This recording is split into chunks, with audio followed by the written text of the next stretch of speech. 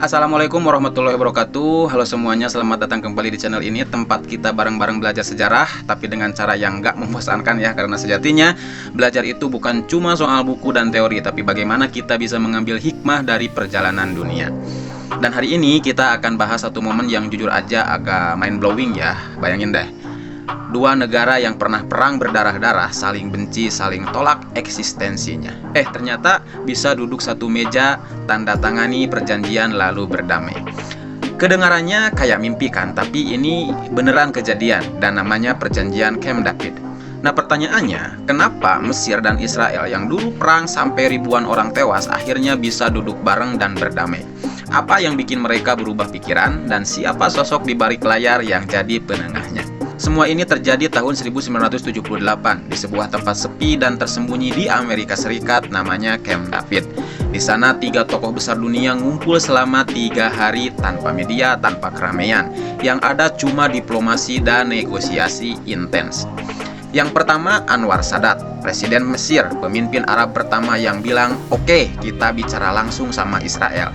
Kemudian yang kedua, Menachem Begin, Perdana Menteri Israel yang dulunya dia militan garis keras, tapi saat itu dia justru bersedia kompromi demi perdamaian. Dan tentunya yang ketiga, Jimmy Carter, Presiden Amerika Serikat yang nekat banget dorong dua musuh bebuyutan ini buat berdamai. Akhir dari negosiasi itu melahirkan dua hal besar. Pertama, Mesir jadi negara Arab pertama yang secara resmi mengakui keberadaan negara Israel.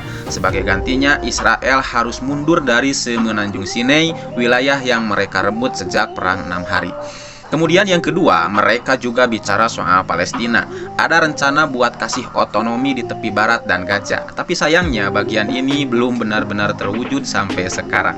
Ya, penjajahan menggunakan senjata diplomasi.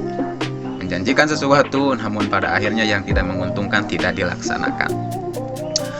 Ya keren sih, tapi gak semua orang senang. Banyak negara Arab justru marah besar ke negara Mesir. Bahkan Mesir sempat dikucilkan dari Liga Arab.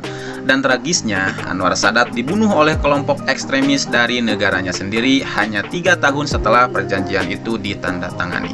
Tapi di sisi lain, ini jadi titik balik. Setelah Camp David, dunia mulai percaya lagi sama diplomasi. Bahkan perjanjian ini jadi inspirasi buat Oslo Accord, Abraham Accord, dan beberapa kesepakatan lainnya.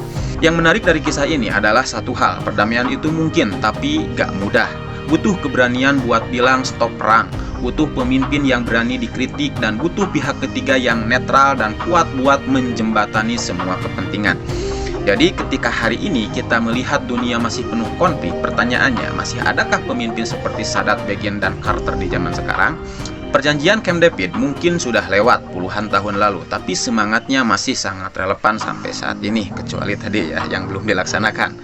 Karena damai itu bukan soal menang atau kalah, tapi soal berani menurunkan ego dan mikirin masa depan bersama, terutama masyarakat rakyat. Kalau kamu suka konten sejarah seperti ini, jangan lupa klik like, subscribe, dan share ke teman-temanmu, dan tulis di kolom komentar. Menurut kamu, apa yang paling kita butuhkan buat ciptakan perdamaian hari ini? Sampai jumpa di episode selanjutnya. Assalamualaikum warahmatullahi wabarakatuh.